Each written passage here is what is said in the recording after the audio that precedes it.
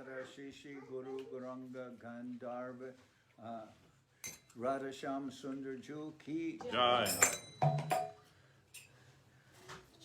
Jai Om Vishnupad Srila Bhakti Nirmamacharya Maharaj Ki Jai. Jai Om Vishnupad Srila Bhakti Sundar Govinda Dev Goswami Maharaj Ki Jai. Jai Om Vishnupad Srila Bhakti Rakak Sridhar Dev Goswami Maharaj Ki Jai. Jai Bhagavan Srila Bhakti Siddhanta Saraswati Goswami Thakur Ki Jai. Jai Om Vishnupad Srila Gaur Kishore Das Babaji Maharaj Ki Jai. Jai Om Vishnupad Srila Satchidananda Bhakti Vinod Thakur Ki Jai. Jai Om Vishnupad Vaishnava Sarvabhauma Srila Jagannath Das Babaji Maharaj Ki Jai. Rupanuga Guru Varga Ki Jai. Namacharya Srila Haridas Thakur Ki Jai. Shri Rupa Sanatana Bhatta Raghunath Shri Jiva Gopal Bhatta Das Raghunath Shad Goswami Prabhu Ki Jai. Premsi Go Shri Krishna Chaitanya Prabhu Nityananda Shri Advaita Gadadhar Shivasari Shri Gaura Bhakta Vrinda Ki Jai. Vishwavaranya Srila Bhakti Vedanta Swami Maharaj Prabhupada Ki Jai. Ananta Koti Vaishnava Vrinda Ki Jai. Shri Navadip Dham Ki Jai. Shri Ramayapur Ki Jai. Saparshada Shri Nityananda Prabhu Ki Jai. Saparshada Shriman Mahaprabhu Ki Jai. Shri Koladvip Ki Jai. Shri Chaitanya Saraswat Mat Ki Jai. Shri Chaitanya Saraswat Mat Ki Jai. London Shri Chaitanya Saraswat Mat Ki Jai. Ganga Devi Ki Jai. Tulasi Maharani Ki Jai. Bhakti Devi Ki Jai. Shri Vrindavan Dham Ki Jai. Shri Shri Radha Krishna Gopi Govardhan. Sham Guna Radha Kunda Kalindi Yamuna Ju Ki Jai. Samaveda Bhakta Vrinda Ki Jai. Shri Harinam Sankirtan Ki Jai. All the assembled devotees Ki Jai. Gaur Premanande. Hey, Haribol. Jai Srila Bhakti Pavan Janardan Maharaj Ki Jai. Jai Sri Devashis Prabhu Ki Jai.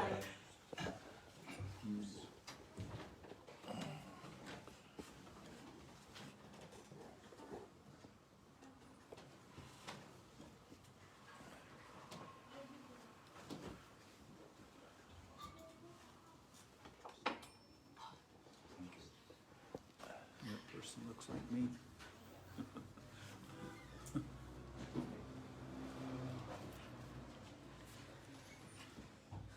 Vandeham Shri Guru Shri Yata Parakamlam Shri Gurun Vaishnavam Scha Shri Rupam Sagrajatam Saganaraganatam Vitam Tam Sajivam Sadvaitam Savadutam Parijana Saidam Krishna Chaitanya Devam Shri Radha Krishna Paran Sahagana Lalita Shivashikam Vidam Scha Om Adhyana Timarandasya Gyananjala Shalakaya Chakshurunmilitam yena tasmai Shri Gurave Namah Vanshakopatarubyasya Kripa Sindhubhyevacha Patitanam Pavanebhyo Vaishnavebhyo Namo Namah Namo Mahamaranyaya Krishna Prema Pradayate Krishnaya Krishna Chaitanya Namane Gauratavishe Namah.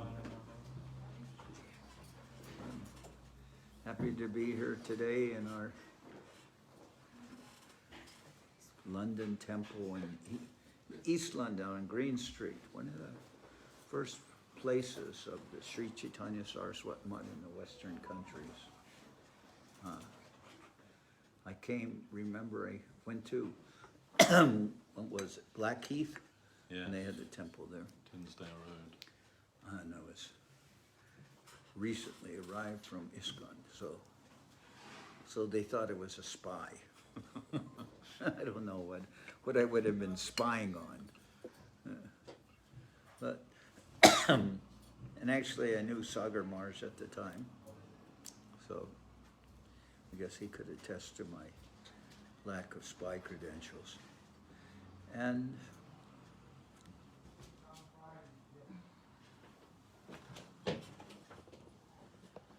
then I believe I read also where Srila Guru Maharaj said that he was also suspected at one time of being a spy. Yes.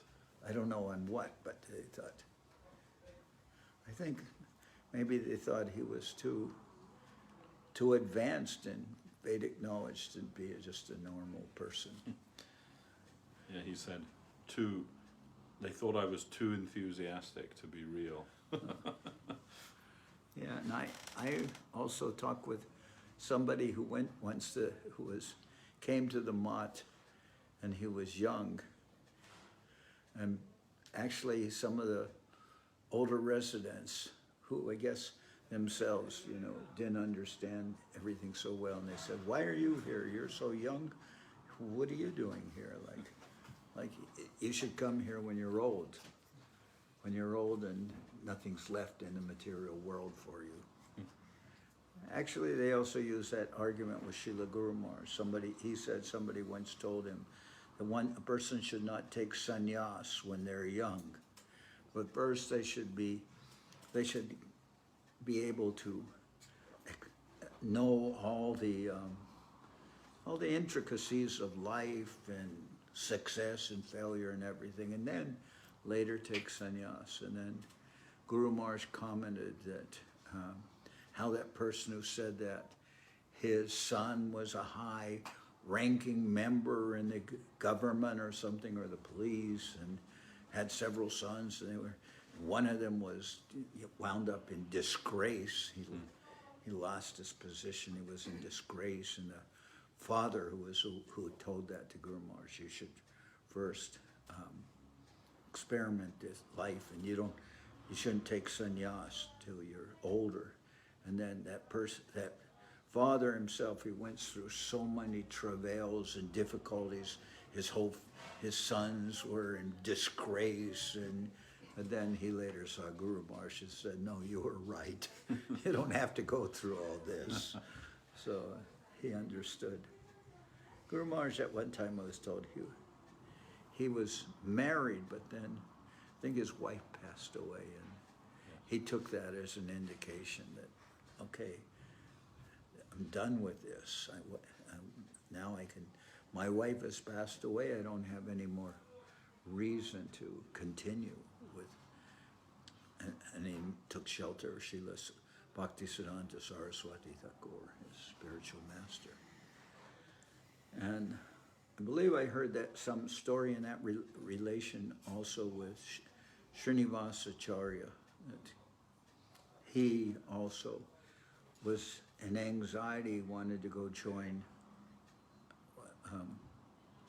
the Goswamis in Vrindavan, Rup Sanat and Jiva Goswami, etc. But his wife was going to have a child, and then he thought, well, after the child's born, then maybe I'll get the chance to go. But she died in childbirth, and then he was thinking, now what do I do? And there's this, now I can't vouch for the veracity of this story, but then I was told that a small egg fell from the roof inside, fell to the floor, and out from that egg came a little tiki lizard. You know the tiki lizards. They always have some. They're little lizards, and they often are by the lights waiting for bugs to land there, and they eat them. And they eat, I don't know, 60 times their weight in bugs every day or something like that. And they also, there's a saying, at least when I was in Bengal, they said if the tiki lizard, somebody said something, and maybe it has something to do with direction, but if the lizard will go tick, tick, tick, like make a clicking noise. And they said if the lizard made that noise when somebody said that, then they were confirming that it was the truth. Yeah. And so anyway, one tiki lizard came out from this egg, and then a small bug walked by the tiki lizard, and the tiki lizard was recently born, or recently hatched, I should say, but he reached out and ate the bug. And I guess it was Srinivasacharya was seeing that, and he thought, more or less, he thought, why am I worried? Everything is happening by the divine arrangement of the Lord. So I was told that he gave that child to some sympathetic neighbors or something to take care of, and then he left for Vrindavan. Now, so anyway, Guru Maharaj, after his wife passed away, then he thought that was an opportunity to take shelter of Srila Saraswati Thakur.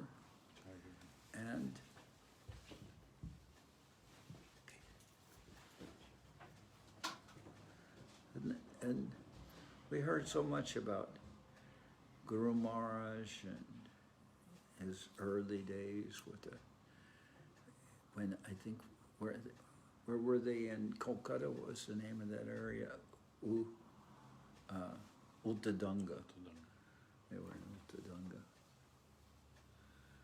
And then later, they opened the temple in Kolkata and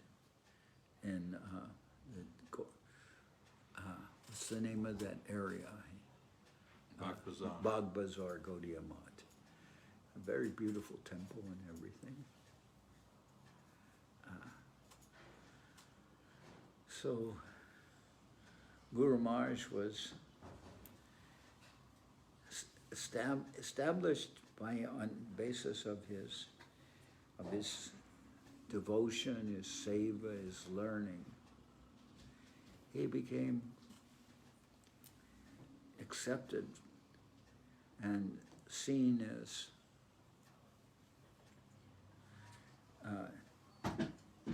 what's the term, nipunja, that Shastra nipunja, that he was very expert in the Shastras, recognized to be so expert in the Shastras. And then we skip ahead and see that towards when Srila Saraswati Thakur was leaving this world, then he asked Srila Sridhar Maharaj to sing Shri Rupa Manjari Pada. And those who were there saw that as a transference of power or delegation of power from Srila Saraswati Thakur to Srila Guru Maharaj.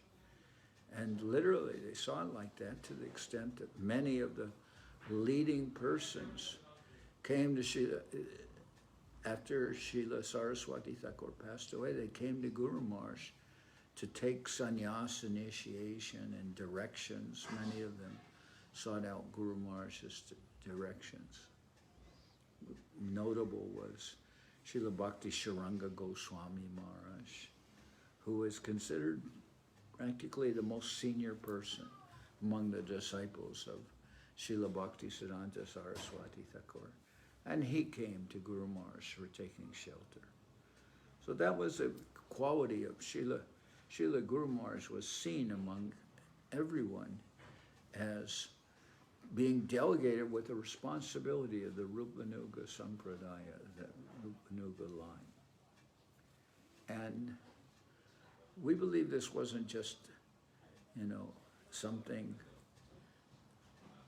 was not just, well, you could say everything's subjective, so in that sense it's subjective, but at the same time, we saw confirmations, maybe subsequently, you could say, with Srila Govinda Maharaj, by almost, we can say, by that proximity to Srila Sridhar Maharaj, by what's called, you could even say, osmosis.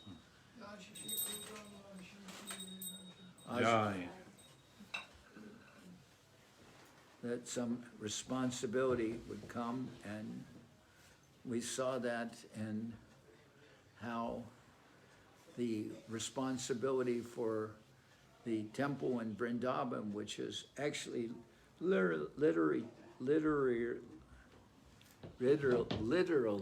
touching the temple of Radha Damodar, where Sri Rupa Goswami's Bhajan Kutir and his samadhi is situated there in Radha Damodar temple, and the property that was given to Srila Govinda Maharaj which we can consider. We can also consider the property of related with Srila Rupa Goswami. That property was in litigation for years, and then somehow it cleared litigation, and Krishna Bhavana called to Krishna Ballabha, right? Yes, Krishna Krishna Ballabha. He called to Srila Govinda Maharaj, but the call was received, but in a very unusual way. That phone had been dead for months. It's not unusual, especially in that time, for a phone to be dead. I mean, when I was there, I remember if you just tried to book an ordinary phone call, you would never, in 24 hours, you would not get the call, and practically you were assured of never being able to book the call. You had to book it. One way was trunk call demand, which is more expensive. Another way was by what they called lightning call. You could book it that way, more expensive, or a hurricane, more expensive. I mean, it's so revolutionary now because, I mean, everybody's got a chip in their phone, and from their cell phone, they can dial to London, they can dial to Australia, they can dial to South Africa, they can dial anywhere in the world without any hesitation, just direct. And the call cost practically nothing, especially from India. But in those days, you had to pay good amounts of money and had to wait for hours to get the call through to the outside of India, and even inside India, calls were difficult. And that phone line had been out of order for months. And once or twice a day, Govinda Maharaj, just out of habit, would lift up the receiver, hear if there was any dial tone or any sound, and then he put it back down again. And that was kind of a regular, daily, once or twice daily, he would lift it up.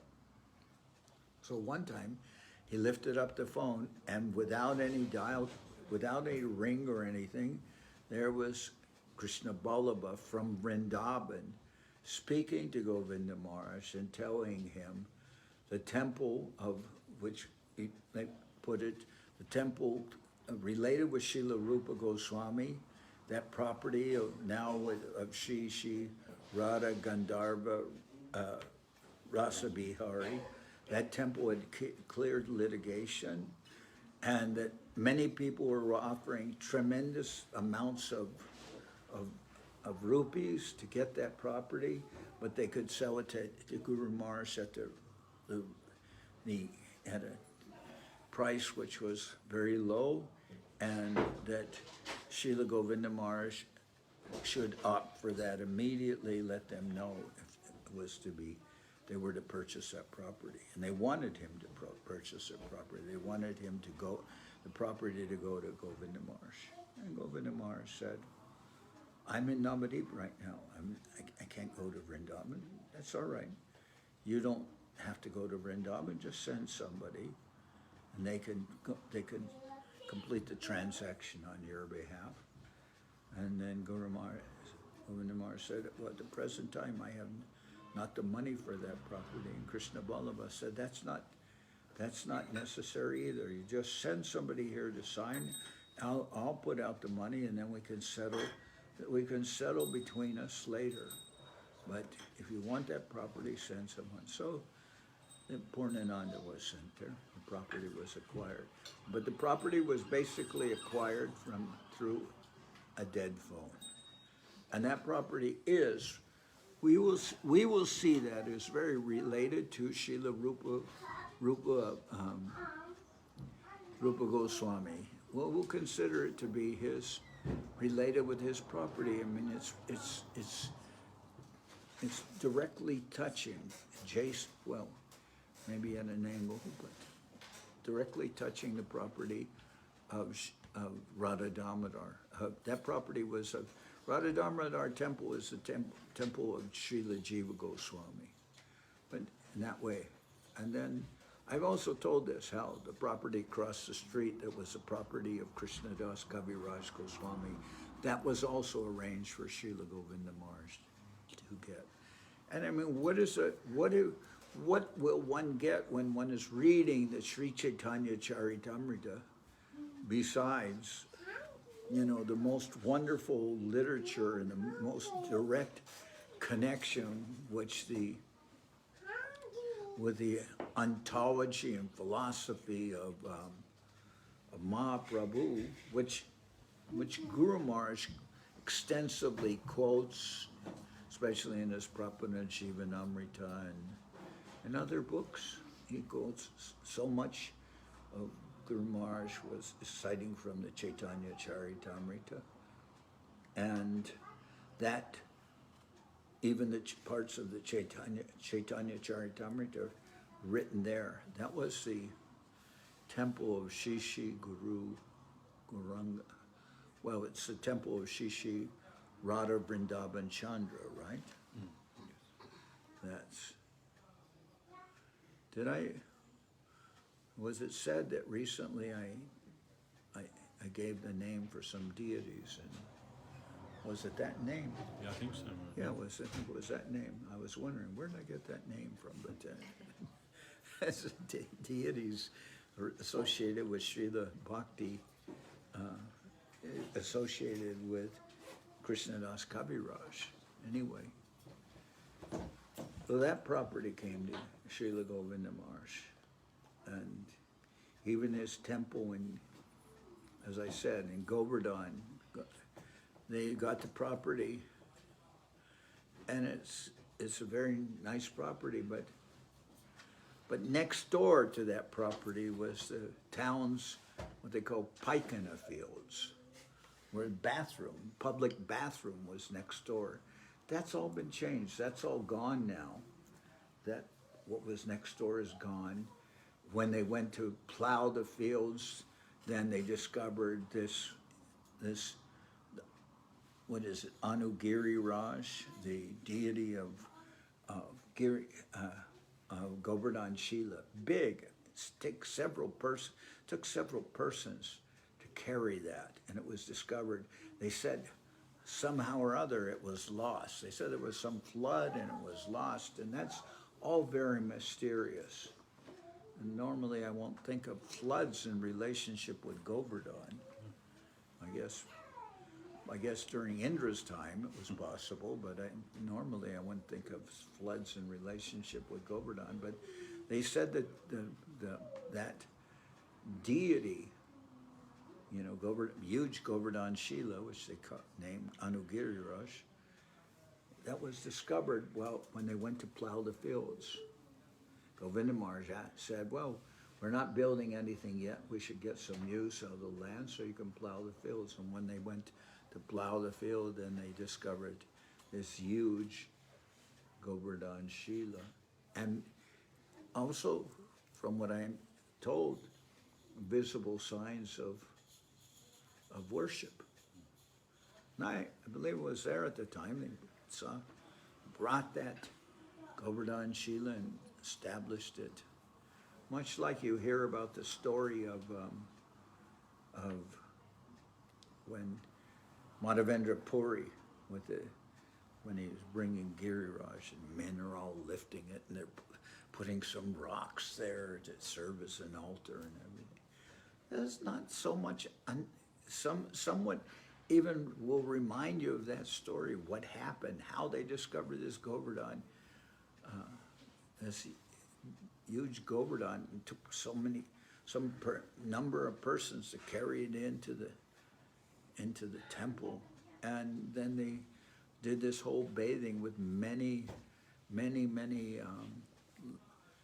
vessels full of water and yogurt and everything put on that. So many wondrous things have happened to, you know, Srila Sridhar Maharaj. He is the protector of the Rupanuga line, and that responsibility was, I can say, some way given, transferred to Srila Bhakti Sundar Govinda Dev Goswami Maharaj. And how these things are happening, in what way is that such a transference can happen? Well, somehow or other, when Srila Guru Maharaj was chosen to sing Sri Rupa Manjari Pada, the persons there saw it as a transfer of power to Srila Govinda Maharaj, Srila Guru Maharaj, Srila Bhakti Rakak Sridhar Dev Goswami Maharaj. So then Srila Guru Maharaj could transfer that to Srila Govinda Maharaj. Srila Govinda Maharaj said, with Guru Maharaj, I never so much learned shlokas, but Guru Maharaj had the power to throw those shlokas into your consciousness, to embed those, just by hearing him. From hearing from him, you could embed those shlokas into Srila Govinda Maharaj's consciousness. And then Govinda Maharaj asked about one verse from the Brahma Samhita, and Guru Maharaj said, he asked about one verse about the ontological position of Lord Shiva, I believe it was. And then Guru Maharaj said, have you not read Brahma Samhita? Govinda Maharaj said that he had heard verses from Brahma Samhita from Guru Maharaj, but he admitted he hadn't read it. So then Guru Maharaj told him to read that, and then subsequently Govinda Maharaj wanted to publish the Brahma Samhita. And he was happy with Sagar Maharaj that was published. And I'm told, here we can take this as a, what do they call it, a plug. I'm told that you have so many of those Brahma Samhitas here in London, right? Boxes of them. Yeah. Is that correct? Yes. Well, that's a book that everybody in our mission should get a copy of that Brahma Samhita. It has the commentaries of which acharyas is there? Shiva Goswami. Shiva Goswami and Bhaktivinoda Thakur. Bhaktivinoda Thakur. Then maybe Saraswati Thakur also. No, I think it's just Shiva and Bhaktivinoda. I mean, what more could you ask for? To have a book like that, Brahma Samhita, which is, when Mahaprabhu went to South India, he brought back 2 books with him, Krishna Karnamrita and Brahma Samhita. And someone said, well, it's the 5th chapter of Brahma Samhita, where the rest of the chapters, and they said some persons even started some rumor that Mahaprabhu himself had wrote that Brahma Samhita. Yes. And then Guru Maharaj said, well, what would, even if that were true, which it's not, but at least as far as we know, what would be wrong with that? That would be a gift, a great gift. But it is the Brahma Samhita. So in the Krishna Karnamrita, in the Brahma Samhita, you'll have all, relevant, Siddhanta, proper Siddhanta. And in the Krishna Karnamrita, you'll have an understanding of rasa. So, those 2 books are very, very beautiful books. I don't think, as far as I know, we never had a translation into English of the Krishna Karnamrita. There are translations, but, Yeah. but Guru Dev didn't really want us to read that one. So, other eager beavers have translated that, but then you heard the Guru Maharaj didn't really want us reading that book so much, and as they sometimes say, all right, someone may read it, but we may also say, fools rush in where angels fear to tread. So, I was told Srila Saraswati Thakur wanted to publish Ujjvala Nilamani. And Srila Bhakti Siddhanta Saraswati Thakur said, yes, you may make one copy for yourself. That's public. You can publish it, but one copy for yourself. So, yeah. How did that work? How is that? Who was told? I don't know. Srila. Who did I say originally was told? Saraswati Thakur But wanted to publish it. okay. Anyway, somehow or other, I haven't got the complete version of that story, but was told one copy you can make for yourself. And Guru Maharaj had Srila Govinda Maharaj publish Krishna Kalamritam. And after he published it, he said, and you may not sell it to anyone. I'm only publishing it to preserve it, so that it still remains in the world. So, but we don't have that available for distribution, but we do have Brahma Samhita, which was a very good book. And Srila Sagar Maharaj, he did give us some nice contributions. Brahma Samhita. He get, of course, Prapana Jivan Amrita. I mean, Srila Bhakti Ridoy Ban Maharaj, he commented that Srila Sridhar Maharaj has exceeded all of us with the Prapana Jivan Amrita. This book is not only perfect book, but also composed in Sanskrit. So,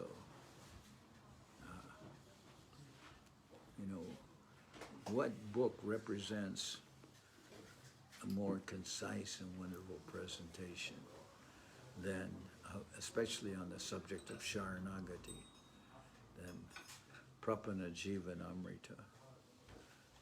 And then I read translation that was made of Guru Maharaj's Laghu Chandrika commentary on the Sharanagati, and then it's a commentary on the Sharanagati of Bhakti Vinod Thakur, right? Yeah. And yet in there it says, as I've said in Prapana Jivan Amrita, as I've commented in Prapana Jivan Amrita. So that's the Sharanagati, but the actual exposition on Sharanagati is really there in the Prapana Jivan Amrita. And when I'm hearing Ashram Maharaj, reading that in Spanish, and it sounds so incredibly beautiful. Sounds so incredibly beautiful. Really came across. And so I will say that I feel indebted to Sagar Maharaj for some of these books that he made available. And they're not the only ones. He made other books available. Sermons 1 and 2. Yeah, Sermons 1 and 2. I mean, I'm born. Actually, when I'm born, it's practically Mahaprabhu's taking sannyas. But the year I was born is one day before Vasant Panchami. So it's coincidentally can relate, because the sannyas Leela, the, Makara Shankranti, that's a more or less a fixed day according to the calendar. And then a lunar calendar, that varies. So normally that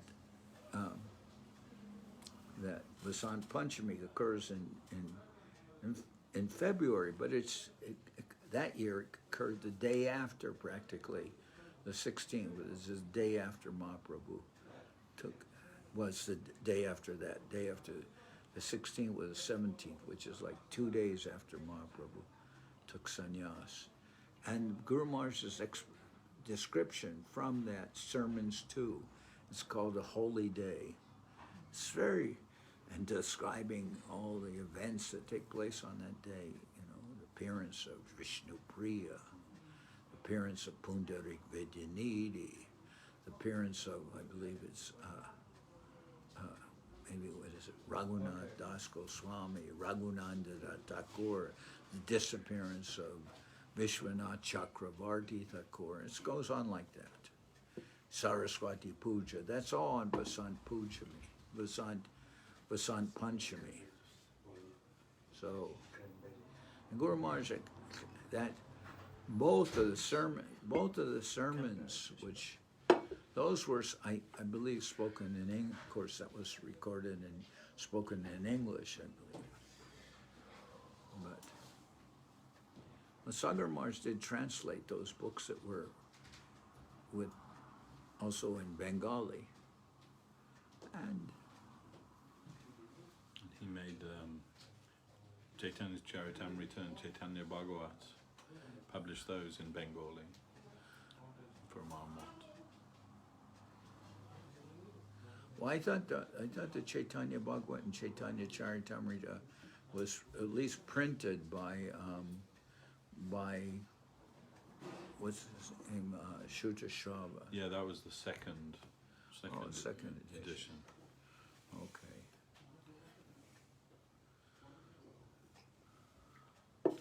And there must have been a third edition, because I had heard originally Shuta Shava did, and there were a lot of typos, and then it was corrected. Maybe all was done in the second edition. And of course, Hidden Treasure of the Sweet Absolute was Sagar Maharaj. Hidden Treasure of the Sweet Absolute, and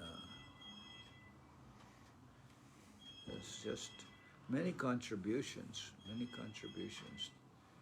and he was also quite erudite, and was a friend of mine from before. We traveled South India together. But rather nice that he made so many contributions. So, I mean, I can say that I miss him.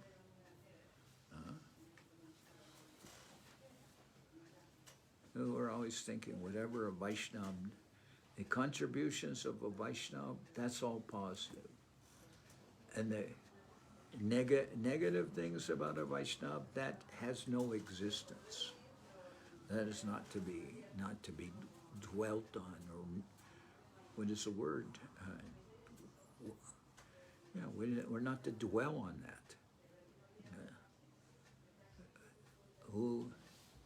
And I saw Govinda Maharaj was like that. Somebody once gave me a stone or something, and I was wondering if it's a real jewel. And Govinda Maharaj at that time said, because it comes from this Vaishnava's hand, it must be considered real, and if cannot think otherwise. And he who had ever rendered service to Srila Govinda Maharaj, he could not forget that person.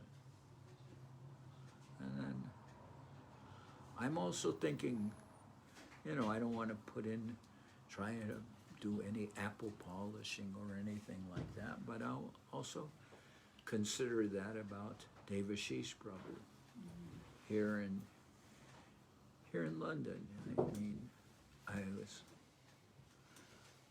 I'm seeing so many, in the past, so many travails happened here, and it would be enough to dishearten anyone.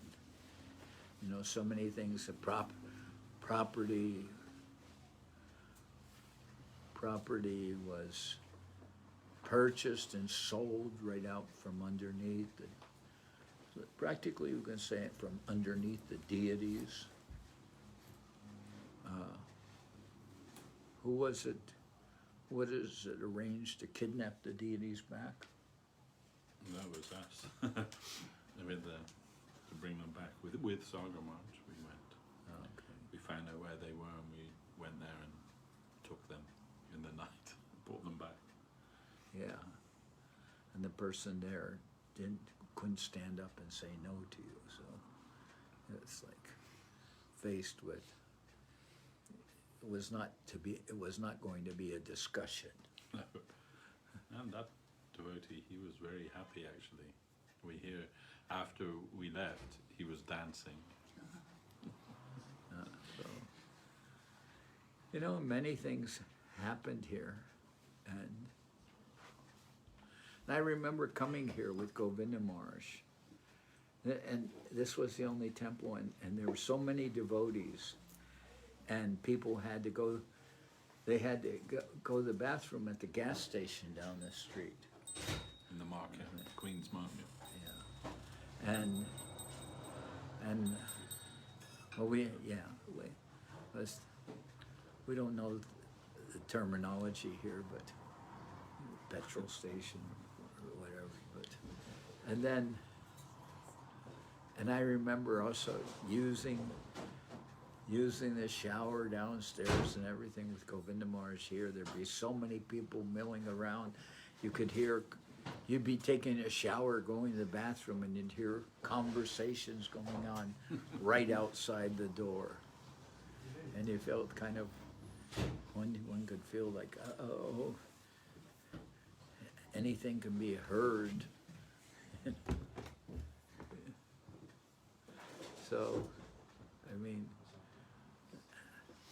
this temple, to get this temple was it's a very beautiful temple. It's very nice. And one of the reasons that Govinda Maharaj wanted to get West London is he wanted some place close to Heathrow Airport, because devotees are always coming in and going out, coming in and going out. That's also one of the reasons they acquired the temples in Kolkata, especially in Dum Dum Park. I mean, Dum Dum refers, of course, to the munitions factory that's in Kolkata, ancient munitions factory, place where I guess the Dum Dum bullets were invented. But it's also a stone's throw from the Kolkata airport. And also even closer is the Koikali Mat. But it's just like yesterday, I was in our West London temple, and you could just hear all the planes queued up on the runway, one after another. You just hear this loud thundering noise, and then the plane leaving and then circling back and making this noise, and then the next one in the queue going off, and it was just like uninterrupted noise. But also I would hear that in Dum Dum Park with the planes leaving. But that was a desire to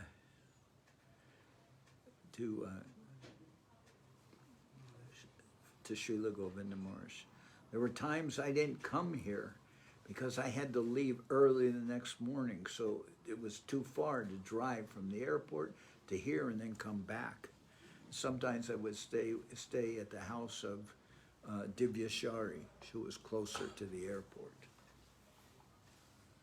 Of course, Dandavad, good to see you. Yeah, Dayanidhi Prabhu. So, anyway, I'm mentioning all these things because I feel to me it's important, because I consider that it's important for me to have some relationship with the London mission. And somebody can even say, why did you initiate here? Somebody could say, why did you do that? And I would say, because I saw nobody, there was no sannyasi coming to care for London. And I thought it was my responsibility to come here, because I thought there should be somebody who would take take that responsibility. Originally I thought, well, Nyasi Maharaj would be here. He's a sannyasi, but he didn't stay here. And then I thought, I must take that responsibility. And as Guru Maharaj has said, he has said that preacher, if someone comes to preach, then there are natural pitfalls that happen. One of them is you're preaching to people, and sometimes people ask for initiation, and they know that you have disciples somewhere else. So, and they asked you, and what are you supposed to do? Tell them no. I mean, you could say, well, you know, I never, actually Govinda Maharaj himself, he asked me to come here. And he asked me to take responsibility for here. I think you know of that, right? Yeah, my last meeting with Gurudev, he told me Janardan Maharaj and Goswami Maharaj, they can initiate in London. Yeah, and he gave me a list of people that he wanted to, that was told people that I should initiate. And one of them, persons like Devashis' daughter, Dayani's daughter, and other persons. And I came here, and somebody could say, well, was that not like Ridvik or something? Well, Govinda Maharaj had left this world. I don't know what you want to consider it. One sense I told people that, yes, I'm initiating on Govinda Maharaj's behalf, and Govinda Maharaj said that power rested with him. But I remember there was one person in Malaysia that Govinda Maharaj initiated on behalf of Guru Maharaj, and then that person caused some rebellion against Srila Govinda Maharaj, and Govinda Maharaj commented, in a joking, he said, that person's so foolish that he doesn't understand that he's my disciple. So, we'll say things to satisfy the feelings of someone's heart. You wanted to take initiation from Govinda Maharaj. All right. I will initiate you on behalf of Srila Govinda Maharaj. And you could say, well, maybe that, well, you can say that's in the category of Ritvik, but at the same time, one time I told the Srila Govinda Maharaj, he commented, wow, he's still alive. He said, well, you're the Acharya for SoCal. And I said, I'm not the Acharya Maharaj, you're still present and everything. He said, what he told me, he said, look Maharaj, we are Hindus. He said, for us, Ritvik, Diksha, Siksha, Vartma Pradarshika, he didn't say that, but Ritvik, Siksha, Diksha, Vartma Pradarshika. He said, Guru, for us, Guru is Guru, regardless of what it is. We are seeing Guru as one. We see the Guru as Guru. We don't make that distinction.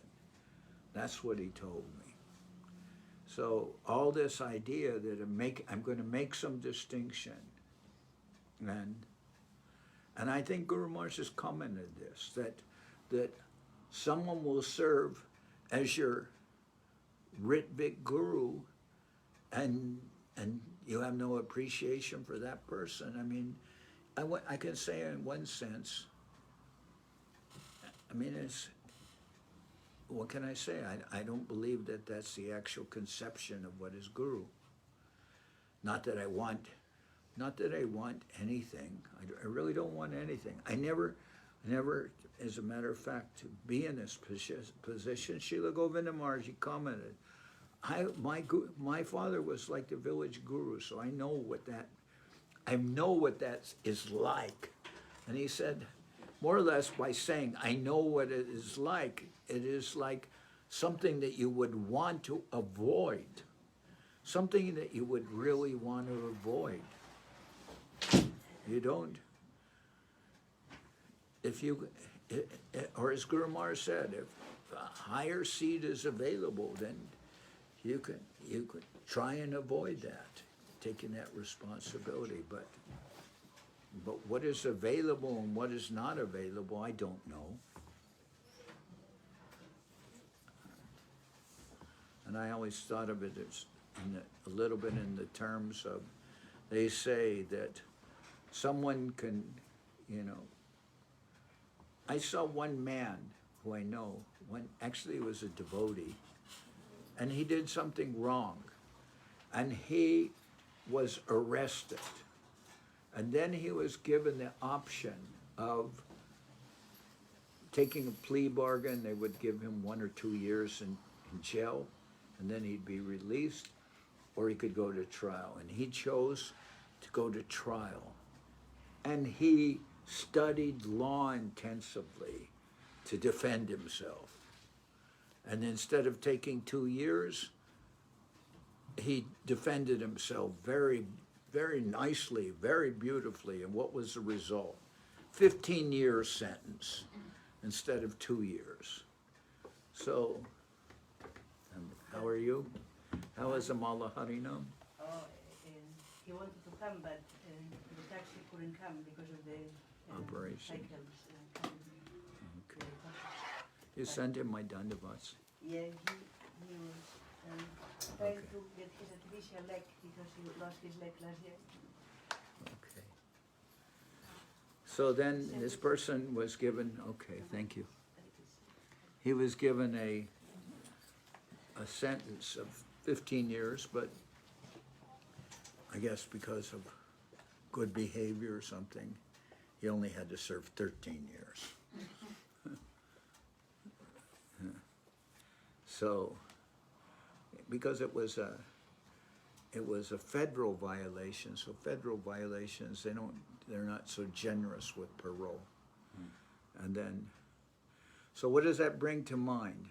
It brings to mind a saying that in a court of law, you can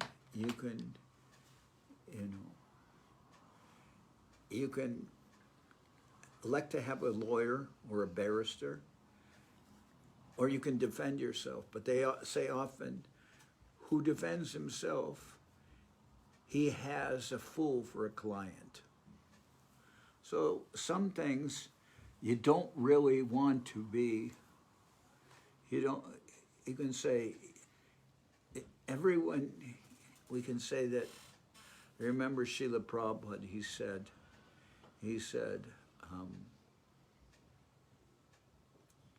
what was his comment? He said, everyone needs a doctor. And he said, there are good doctors and bad doctors. And I remember Guru Maharaj writes that, what are the different conditions, he said, in the teachings of Prahlad Maharaj. A boat cannot always save a drowning man. Parents cannot always save a child. And a doctor cannot always save his patient. And Guru Maharaj cited an example of that, of a famous doctor in India who was taking his exam when he was in college, and he failed the examination, and he said, why you have failed me? And they said, because you said this patient was suffering from pox, which would be smallpox. Maybe translated today would be monkeypox, but anyway, pox. He said, you said he was suffering from pox, but he has influenza. And that person who was just going to school for being a doctor at the time, and he said, no, it is pox and it must be pox. You check on that. And then they contacted the hospital. That man was influenza. They said, oh, he has been transferred because he has been transferred to another ward because pox came out. And then they asked the doctor, how did you know he had pox? And he said, by smell. I could smell it. He is such a good doctor. He could smell that the patient had pox, and by smell he knew what he had. And then, but at the end of his life, Guru Maharaj relates this, that one person prescribed some medicine for him, and then he remarked, yes, it is the correct medicine, but who will take that medicine? He has already left. He has already gone. And the man died. Who will take, it's the right medicine, but who will take that medicine? He has already gone. Meaning, the medicine was correct, but it was not going to help him. So the saying by Prahlad Maharaj is that parents cannot always save a child, a doctor cannot always save his patient, and a boat cannot always save a drowning man. Obviously, we think, people in the Titanic, that was a boat, couldn't save them. It sank. But in any event, even a boat may come to save a drowning man, and too late, he's already drowned. So, as remarked, and Prabhupada remarked that he said, everybody needs a doctor. There are good doctors and bad doctors. So it's more or less your destiny, your karma, whether you get a good doctor. But he said, everybody needs a doctor. And he said, just like every man needs a wife. And he said, there are good wives and there are bad wives. But he said, still, every man needs a wife. And now, okay. So some of us are sannyasis. Maybe we had wives in the previous life. Or we could also say that Guru Maharaj, I think it was Guru Maharaj who said actually in our mission, all our sannyasis are like grihastas, because we're a part of a family. We're all part of a family. Anyway, that is the way I see responsibility within this mission. That we have some responsibility to our own family members. I cannot, Guru Maharaj gave the example. He said, if I am feeding people and all the people are in line and they're all being fed and some man runs away, should I chase after him or shall I continue feeding persons? He gave that example, right? Yeah. So I can't, some persons, they may not be savable or helpable or however you want to put it.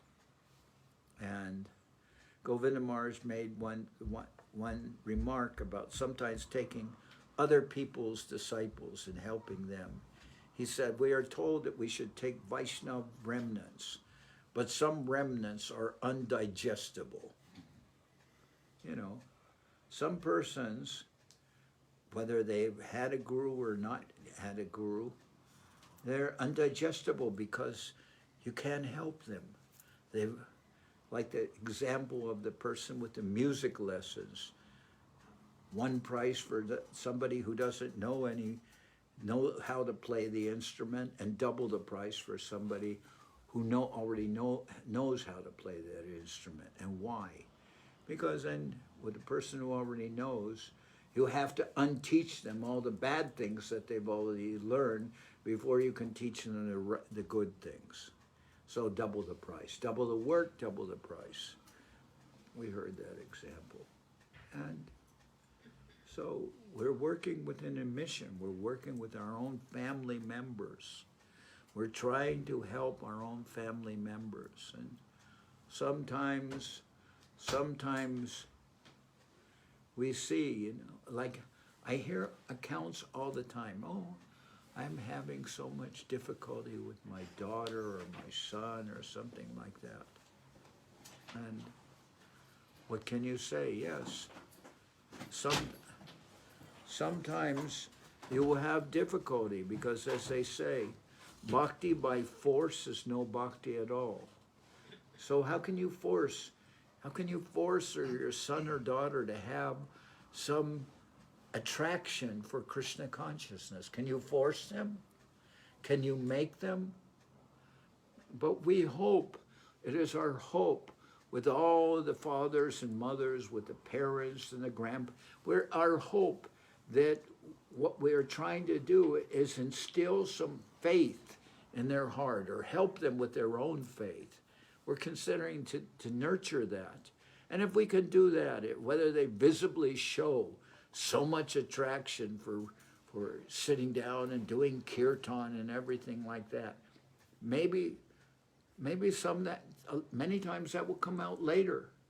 I've seen people who are actually, you know, something that Govinda Maharaj talked about growing up in an ashram, it actually can take away the tensions of the father and mother, and that's not always positive.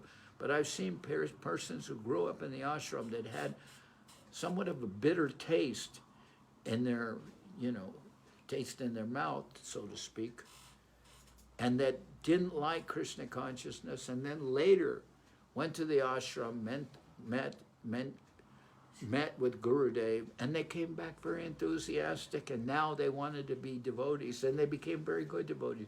But initially, they showed very little attraction, and they felt, oh, this is being forced upon me. And some people told me, attention of my mother was taken away from me, and I couldn't get a normal life, because my mother was always doing seva. And because of her doing seva, I couldn't even get a good meal. Then they'll say like that, and I'll say, well, I don't know about you, but one of the things I was attracted to when I came in contact with the devotees was how they cooked. You know, that nobody is going to make so many of these preparations unless one is a very dedicated cook. Nobody's going to spend hours and hours and hours in the kitchen for themselves. I came back one time to see my mother after many years had passed, and I'd seen her all this time, but many years had passed since myself and my brother grew up, left home. My father had passed away, and I came to see my mother, and she was eating canned peaches. And I said, Mom, what are you doing? Why are you eating this? And she said, so many years I cooked for your father and you and your brother, and I'm tired. I'm tired. That's just eating canned peaches. So I'm saying nobody really will go through all that year after year, going through all these elaborate preparations. And I commented, which Devashis noticed, I commented it was obvious that I said, you know, somebody in Krishna's kitchen must have been Bengali. Or Mother Yashoda must have had some associates who were Bengali, because if you hear Bhaja Bhakata, all the preparations are Bengali. You know, mention Shukta Shakari, you know, Nadita. So many things are mentioned there, one after another. You know? All these preparations and sweets, they're all Bengali preparations. Yes. And they're being offered to Krishna. Mother Yashoda is offering these preparations to Krishna. So, you know, not so many people are familiar with Bengali cooking. But we spent time in Bengal, so I like so many of these things. Just Shukta and aloo dum, and so many things, one after another. But how many people are going to spend hours in the kitchen cooking these things? Maybe for a big family gathering. But the kind of elaborate preparations that are going on every day in our temples, they're very elaborate, so many things. I mean, last week they served so many things, and I could not even finish half of them. Not even half of them. It was just like, what can you do when there are 20 preparations on your plate? How can you finish that? Although I did see there were devotees around me that were very meticulously finishing their plate. And I give dandavats to them, that they,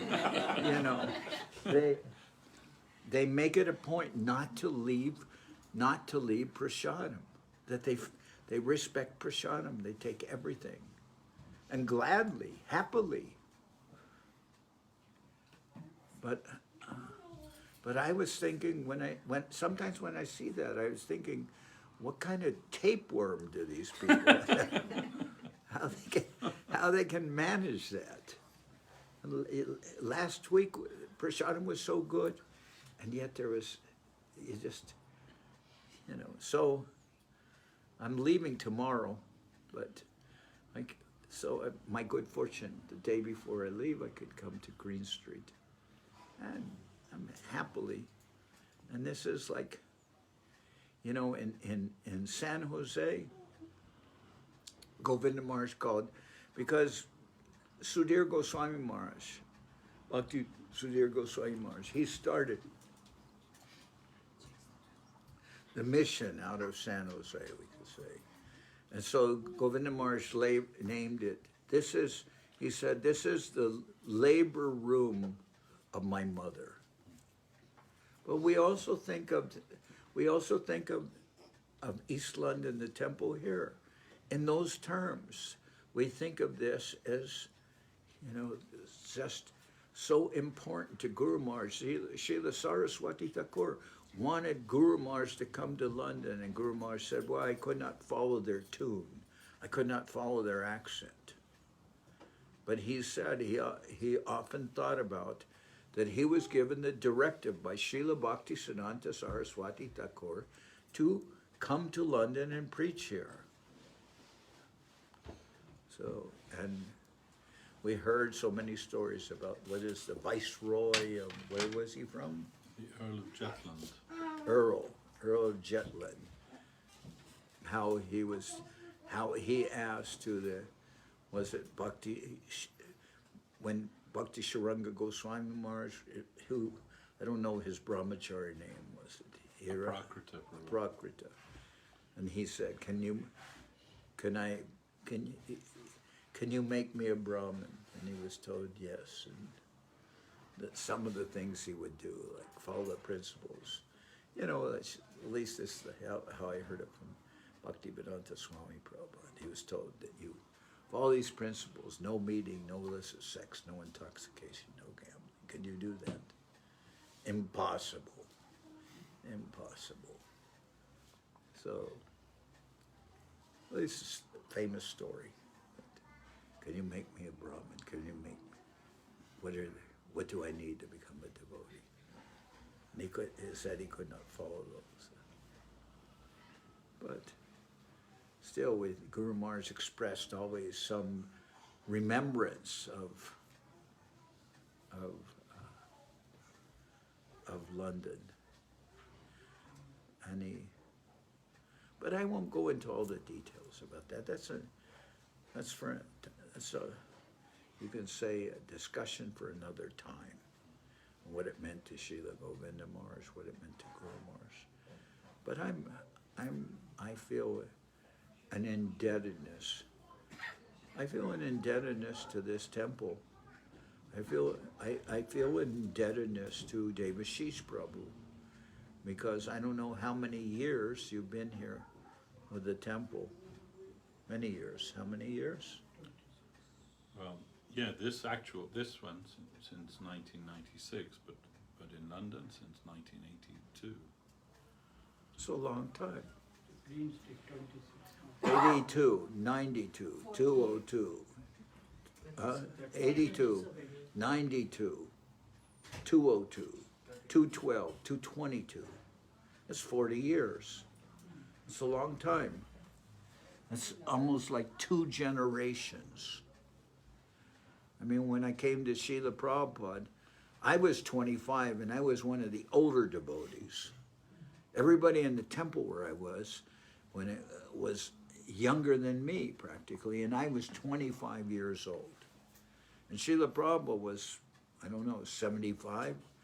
So 50 years, more than 40, maybe a few years less than 50, but more than 2 generations older than myself. And so somebody said to me, oh, Srila Prabhupada was very strict. No, Srila Prabhupada was not strict. He was not considered to be strict by Guru Maharaj. He was actually very, very, very merciful and very lenient in many ways. Described by Guru Maharaj as standing in line to use the bathroom. It's not very strict. And I remember one time, one sannyasi came there, and Srila Prabhupada said, offer him, and he was, I think it was in Vrindavan, he had kind of longer hair, and Prabhupada said, offer him a garland. I offered him a garland, and Prabhupada said, you offered him a garland, but you didn't bow down, so you should fast the next day. And I said, well, Srila Prabhupada, I didn't know he was a sannyasi, although he's wearing orange. I said, I didn't know he was a sannyasi. He has long hair and everything. I didn't know he was a sannyasi. And then Srila Prabhupada said, oh, you didn't know he was a sannyasi? Then you don't have to fast the next day. In front of him, he said that. Maybe the man didn't even know, but. And then one sannyasi told me, oh, if you were in, this one person said, if you went to the spiritual world and Srila Prabhupada was in one room and Srila Sridhar Maharaj was in another room, who would you go to? Who would you go to first? That's what he asked me. And I told him, look, Maharaj, I have bigger problems than that. I have much bigger problems than that. That is not a problem for me. I have bigger problems than that. And then I told that to Govinda Maharaj, and Govinda Maharaj said, I would go to Srila Sridhar Maharaj's. He said, I would go to Srila Prabhupada, Bhaktivedanta Swami Prabhupada's. I would go to his room first, because he was more, he was more lenient, or something to that effect. And the idea was, I could see that because Srila Prabhupada was 50 years older than me, so it's more the relationship than a grandfather than, it's like treating us. You can see it in his writings, my dear boys and girls, and it's going on like that, very affectionately, but, and these are the words where you read all that, my dear boys and girls. This is the commentary of Mahaprabhu to Prakashananda Saraswati, Prakashananda Saraswati. Why, his Guru Maharaj called him, why he's just chanting the holy name and not reading the Vedanta Sutra. The commentary, the purport is all saying, my dear boys and girls, I am very satisfied with you and what you're doing, so continue in this way. So all these things happen. And I consider this London temple, 40 years, someone is staying here and working. They get some, just on longevity alone, what to speak of, working hard, going, recognized by Guru Maharaj and appreciated for what he's done. And actually I appreciate him. I appreciate Devashis for his Siddhanta. He preaches nicely. He's a good preacher. And for me, that counts a lot. It counts as everything, practically.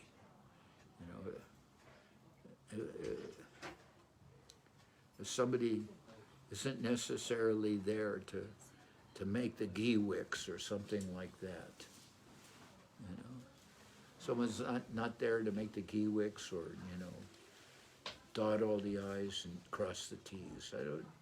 I don't think of that as so much significant. I think that if somebody can properly present Srila Guru Maharaj's line, can speak about his devotion to Srila Govinda Maharaj, that counts for me as more than everything.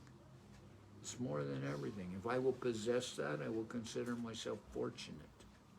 Anyway, I'll conclude here. I'm going on as usual, just dragging on, but I'm happy to be here, happy to be in London. I consider it not my right, but actually my great fortune to be able to come here to our London Mutt. It's my great fortune. You know, I almost selfishly saw some opening here that, you know, my sannyasi godbrothers, for one reason or another, were not coming here. And I was thinking, why is that? Are you daft? Why you don't want to come? Why don't you want to come to London? I mean, like,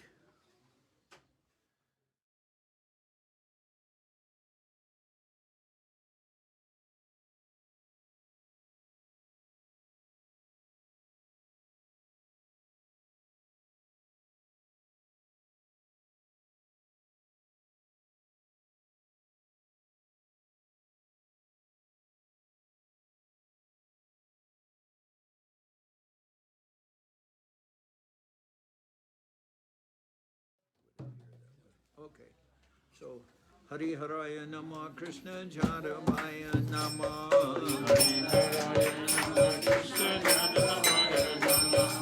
Jadavaya Madhavaya Keshavaya Nama.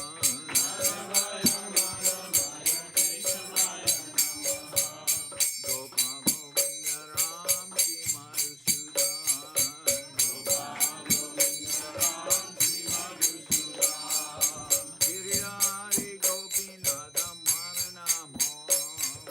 Giri Hari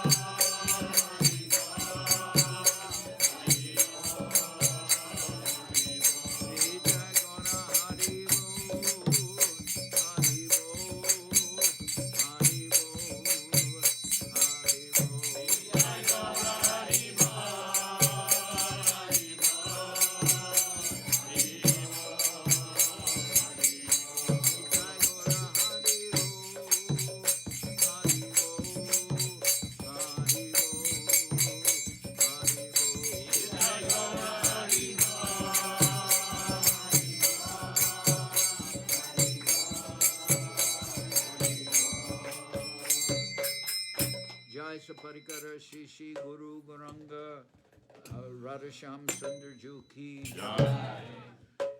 Jai Om Vishnu Pad Paramansa Parabhajakacharya Ashtatara Sadashi Mad Srila Bhakti Nirmawacharya Maharaj Ki Jai.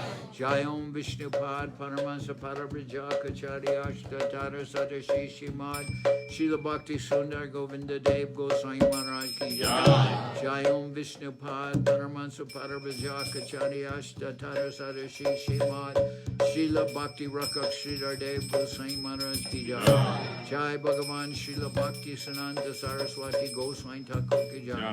Jai Om Vishnupad Srila Gaur Kishore Das Babaji Maharaj Ki Jai. Jai Om Vishnupad Srila Satchidananda Bhakti Vinod Thakur Ki Jai. Jai Om Vishnupad Vaishnava Sarvabhauma Srila Jagannath Das Babaji Maharaj Ki Jai. Rupanuka Guru Varga Ki Jai. Namachari Srila Haridas Thakur Ki Jai. Shri Rupa Sanatana Bhatta Raghunath Shri Jiva Gopal Bhatta Dasha Raghunath Shad Goswami Prabhu Ki Jai. Brahmasi Gaur Shri Krishna Chaitanya Prabhu Nityananda Shri Advaita Gadadhar Shri Vasudeva Shri Gaura Bhakta Vrinda Ki Jai. Vishvavaranya Srila Bhaktivedanta Swami Maharaj Prabhupada Ki Jai. Shri Devashis Prabhu Ki Jai. Ananta Koti Vaishnava Vrinda Ki Jai. Shri Navadip Dham Ki Jai. Shri Dham Mayapur Ki Jai. Saparshada Shri Nityananda Prabhu Ki Jai. Saparshada Shri Man Mahaprabhu Ki Jai. Shri Koladev Ki Jai. Shri Chaitanya Saraswat Mat Ki Jai. London Shri Chaitanya Saraswat Mat Ki Jai. Ganga Devi Ki Jai. Tulasi Maharani Ki Jai. Bhakti Devi Ki Jai. Shri Vrindavan Dham Ki Jai. Shri Shri Radha Krishna Gopi Govardhan Sham Kunda Radha Kunda Kalindi Yamuna Jo Ki Jai. Shri Purushottama Dham Ki Jai. Baladev Subhadra Jagannath Jo Ki Jai. Bhakti Vigna Vinashaya Shri Nrsimha Dev Ki Jai. Bhakta Prabhata Shri Prahlad Maharaj Ki Jai. Samaveda Bhakta Vrinda Ki Jai. Shri Harinam Sankirtan Ki Jai.